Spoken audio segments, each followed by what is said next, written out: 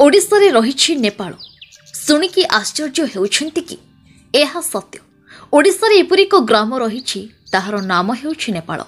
गाँर ना किए देला के जानी, किंतु एही आदिवासी अधुषित ग्रामटी जनबसति ठारू बेस दूर ग्रामवासी चलनी बेस चर्चित। नयगढ़ जिला ओडगाँ ब्लॉक बांठपुर पंचायतर एही गाँटी घंच जंगल मध्य अवस्थित। स्वाधीनतार 75 वर्ष अतिक्रांत होइथिले मध्य एही ग्रामटी विभिन्न मौलिक सुविधार वंचित। एही ग्राम रे ग्रामवासी संख्या प्राय 300 हेबो। परिवार संख्या पाखापाखि 40 हेबो।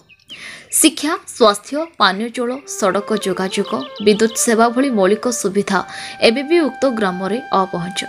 ग्राम संपर्क रे खबर पाई राज्यर अग्रणी सामाजिक सेवा अनुष्ठान श्री जगन्नाथ चैरिटेबल ट्रस्ट कर्मकर्ता उक्त ग्राम रे पहुंचीथिले। वास्तव स्थिति अनुधान करथिले। सेठारे स्थानीय ग्रामवासी समस्या को उपलब्धि करी शीतर प्रकोप को दृष्टि रे पोशाक बांटिथिला ट्रस्ट। ट्रस्ट सभापति दमन महांती कार्यक्रम परिचालना करथिबा बेले ट्रस्ट अन्य सदस्य दिलीप कुमार नाथ, संग्राम कुमार दास, कालंदी मल्लिक, रमेश देहुरी, मनोज कुमार राउत, तपन कुमार नाथ, निहारंजन साहू एही कार्यक्रम रे सहयोग करथिले। ग्रामवासी विशेषकर महिला, बुढ़ा बुढ़ी एवं छोट पिला माने नुआ पोशाक पाई बेस खुशी होई।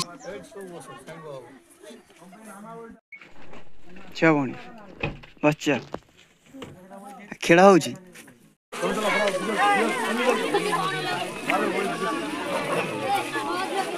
दिल्ली को तुम वीडियो करो जल्दी।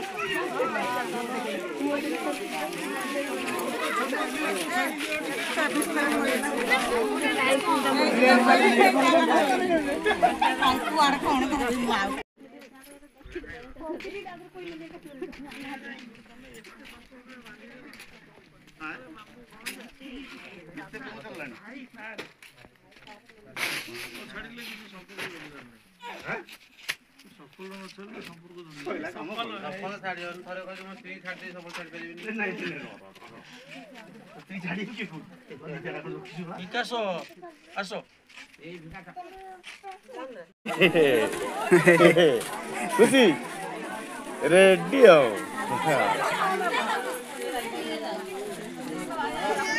ताक पाई दिया दियो रेडी ओके।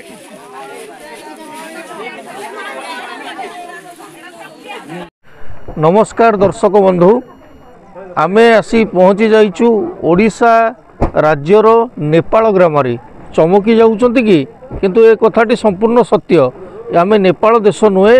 आमे आज आसी पहुँचीचु नयागढ़ जिलार ओडगाँ ब्लॉक रो बांठपुर ग्राम पंचायत एक ग्राम रही जार नाम होउची नेपाल ग्राम।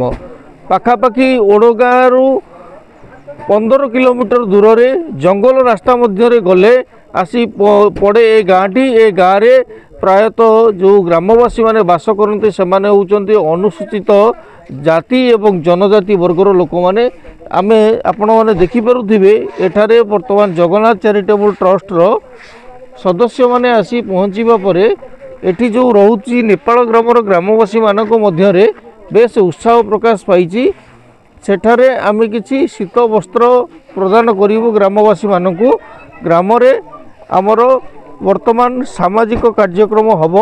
विशेष करी एही ग्राम रे जेउ भली भाबरे अनुन्नत अवस्था रे परिस्थिति रहिछि तांको अनुन्नत परिस्थिति रे बास करुथिले मध्य तांको मुहरे नुआ वर्षर अव्यवहित पूर्वरु सामान्यतम टिके हस फुटेइबा पई जगन्नाथ चैरिटेबल ट्रस्ट रो या होछि एकमात्र प्रयास। ए गाँव रे स्वाधीनतार 75 वर्ष अतिक्रांत हो जिबा परे मध्य विद्युत सेवा आसी नाही। जंगल विभाग केतोटी स्थान रे काँ भा सोलार बिजुली खुंट पोती देई तार कर्तव्य सारी देइछि। तबे आमे आज जो आमे उद्देश्य आभिमुख्य नहीं श्री जगन्नाथ चैरिटेबल ट्रस्ट रो कर्मकर्ता माने आसी पहुँचीचु।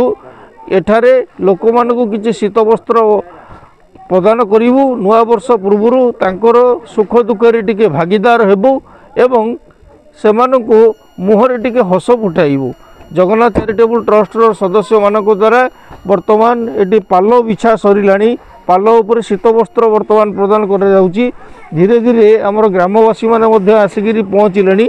सेमानकु किछि नुआ वस्त्र एवं शीत वस्त्र साल कम्बल बंटन कर कार्यक्रम रही आम कर्म आम परिचय आस कि नुआ करवा आभिमुख्य को नहीं श्री जगन्नाथ चैरिटेबल ट्रस्ट जो उद्यम आरंभ करिछि ताहार एक अंश विशेष खूब शीघ्र आमर ये कार्य आरंभ होब अपेक्षा करंतु सी ट्यून।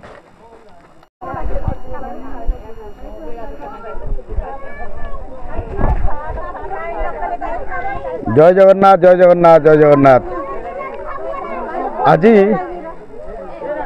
नूतन वर्षर नूतन उपहार रे आमे पहुँचीचु नयागढ़ जिलार बांठपुर पंचायत अंतर्गत नेपाल ग्राम रे।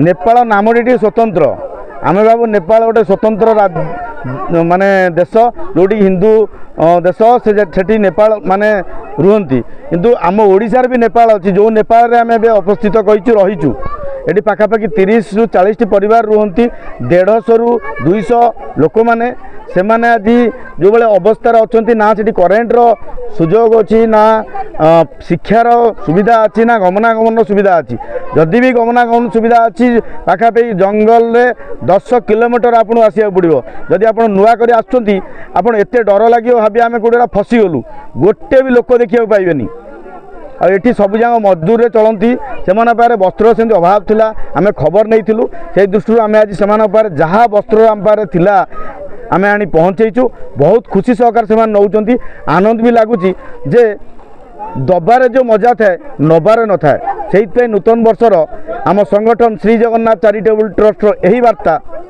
आपण माने भी आसंतु नेपाल बुलंतु नेपालवासी को सहायता हुंतु खुशी रे रुहंतु। जय जगन्नाथ।